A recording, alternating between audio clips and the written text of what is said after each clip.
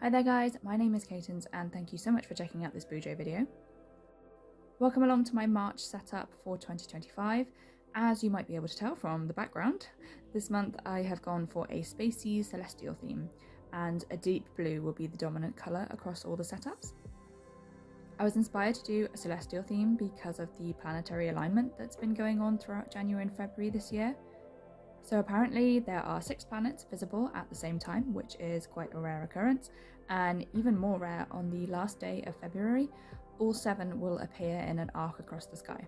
I have been out stargazing a few times and managed to spot those that you can see with the naked eye, which is Mercury, Venus, Mars, Jupiter and Saturn, but you do need a telescope to see Uranus and Neptune.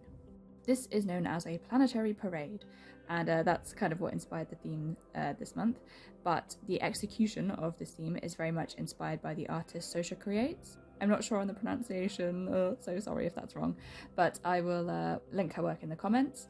I followed her for a really long time and always loved the magical ethereal designs. A lot of her work features the sky, the moon and the stars, so if you know her work you will see the similarity in my design this month. And by complete coincidence, Jashi Korin has also done a celestial design and is running a community event with that theme, so I think a lot of us will be doing celestial vibes for March this year. So it's been a while since I used watercolour in my journal, and I've picked a really gorgeous deep blue for my backgrounds.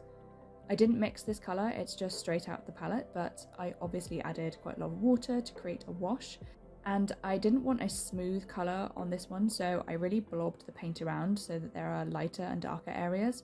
I felt like I was playing with fire a little bit because I went quite heavy on the paint, and although this paper is pretty good at handling it, it's not watercolour paper, so you do need to be really careful not to get it too wet, otherwise it could then bleed through to the next page. And also because of that, it does dry a bit kind of crinkly and rumpled up, and it doesn't go back to being completely flat again like watercolor paper would, but I don't really mind that. I kind of feel like it adds a bit of texture, makes the journal feel like chunkier, well used, well loved. I don't mind it at all.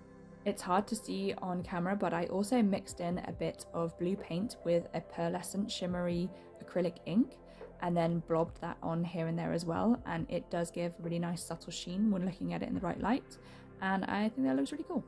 For the title, I decided to use a piece of vellum so I could layer it over different things and still see the blue through it, and I used a fine tipped white posca marker to write March and then added a few sparkles around that. Once the background was fully dry, I then went in with a finer paintbrush and added some leafy branches along the bottom. I'm just using a more concentrated version of the same blue to do these.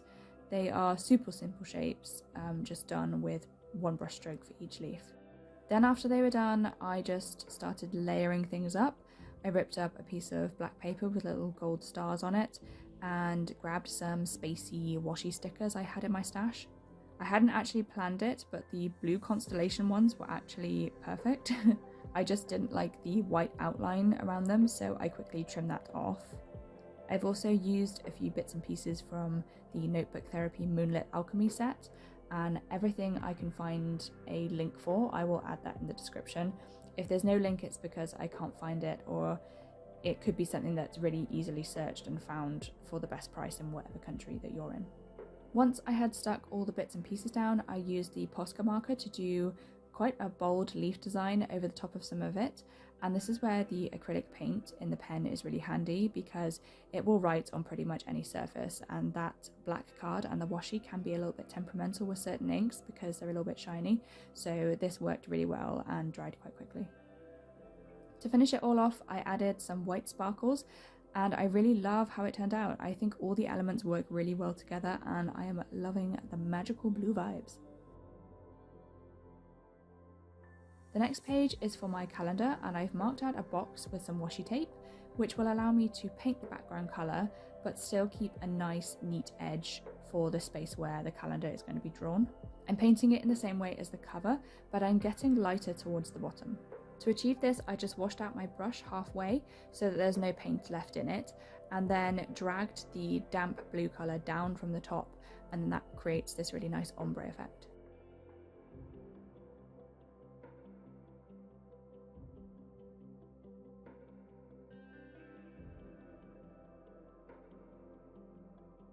Once it was dry, I removed the washi and added the title and decorative items. I'm not sticking the vellum down with glue or double-sided tape because it can show through and look a bit messy, so I'm utilising the washi stickers to hold it in place.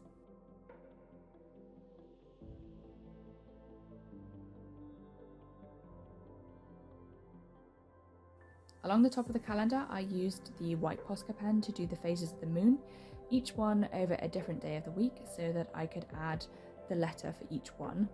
And it worked out perfectly because there's the full moon in the middle on Thursday, and then there's enough space for waxing and waning gibbous either side, the first quarter and last quarter, which actually looks like a half moon, and the last two are the waxing and waning crescent. While I waited for those to dry, I started drawing out my calendar, and for all the drawn lines and written parts, other than the titles, I am using a glass dip pen. This is the first time I've ever used this type of pen.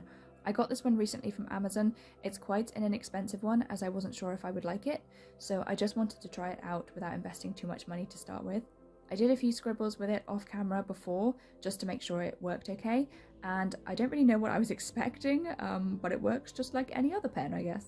You just dip it in your ink and off you go. I did actually have some blue ink, but I decided not to use it and I used the watercolor paint instead. This made the whole thing blend together really well, and the calendar looks like part of the scene rather than sitting on top of it, which is maybe how it would look if I'd used my usual black pens to draw the outline. I wasn't really sure what to do in the blank boxes at the top and the bottom of the calendar, but then I decided I would add in some leafy branches like I had on the front cover, and then also put some sparkles around that, and I think it looked really nice.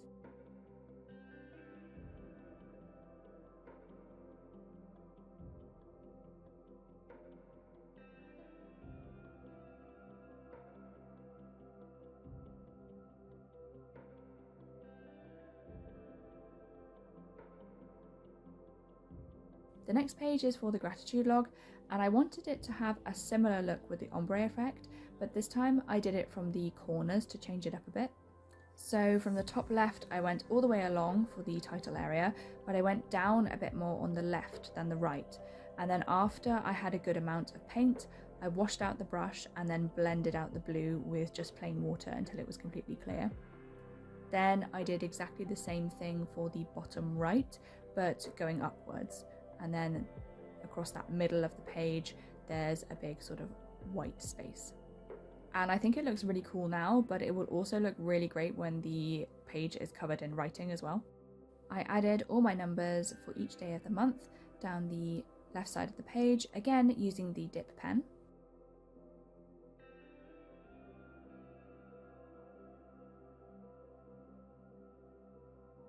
I stuck down my title with all the various celestial ephemera around it.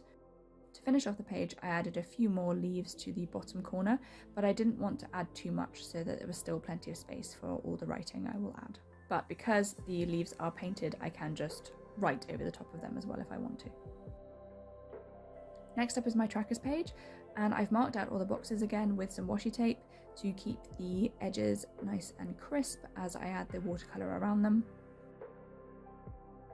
There was a big space left to the right side of the spread, so I made that into my to-do list, which is essential for me to keep track of all that I need to do, and some of it doesn't necessarily need to be done that month, as I will migrate things over to the next month if it doesn't get checked off, and some things are longer term rather than needing to be done that month, but I do just need to write things down somewhere, otherwise my head just gets too full and I feel really overwhelmed.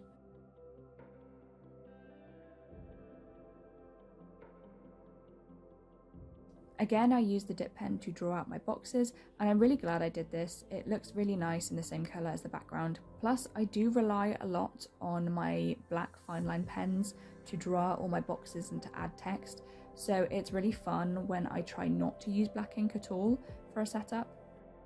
Also, I'm so surprised about how long the paint lasts in the dip pen. It really doesn't look like there's that much ink sort of in the nib, but yeah, it lasts for ages. You don't really need to keep refilling it constantly. I did actually want to use the dip pen for the titles as well, and I mentioned that I had some pearlescent acrylic ink that I added to the watercolour to give it a bit of a sheen here and there. And originally I did want to use that ink with the dip pen to draw the titles on the vellum. However, for some reason that ink just won't flow with the pen at all. I'm not quite sure why. I did try to thin it out with some water to see if that would work, but I couldn't make it work at all. I think possibly because it's got that shimmer in it, it's probably got like mica powder, and I don't know, maybe that just kind of clogs up and doesn't allow it to flow properly through this type of nib. But yeah, unfortunately I couldn't make it work, but I'm still happy with using the white pen on the Posca markers. It gives probably a very similar look. It was just something a little bit different to experiment with. I've gone for the same setup as I did last month for all my trackers. So in the top box, that's all the things that are related to health. And in the second box are the things I want to track that are to do with my well-being. There is definitely a bit of a crossover in some of these things, but it's how I kind of separate them out in my mind. I also add a little box after each item to show how many times I aim to do the habit each week. I think sometimes people can see habit tracking as a bit overwhelming if they're thinking they have to do the things every single day, but it's really down to you and how often you want to do something, so your tracker can suit your own needs. The bottom table is my usual tracker for making a note of when my plants are watered, so I don't end up over or under watering something.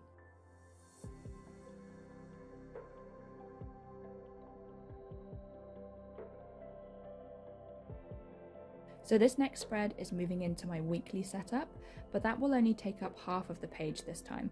So on the first half, I'm making room for my memories section.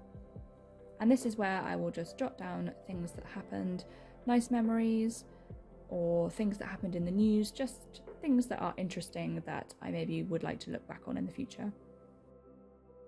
I use the washi tape again to make a border and paint it around the edge, just the same as the previous pages. I need to wait for that to dry before adding my title in, so I moved on to drawing out my weekly setup. I'm keeping it pretty similar to the setup I had for the last 2 months, kind of one long table split into 7 horizontal boxes. Because I included the 1st and 2nd of this month in my February weekly setups, I'm just starting from Monday the 3rd for ease and to use up fewer pages in this setup.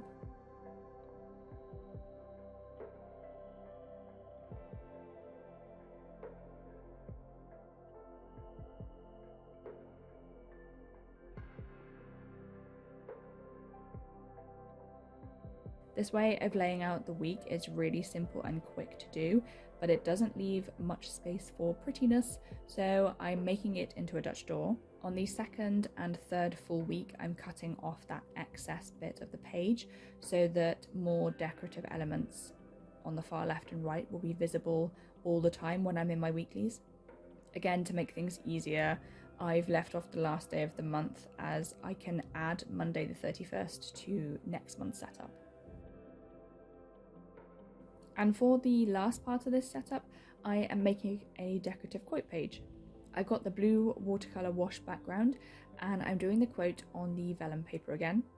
I say quote, it's not really a quote because I couldn't find one I wanted to use this time, so I just wrote "The planets align" because that was kind of the inspiration for doing this theme and it kind of alludes to something mystical and I like it.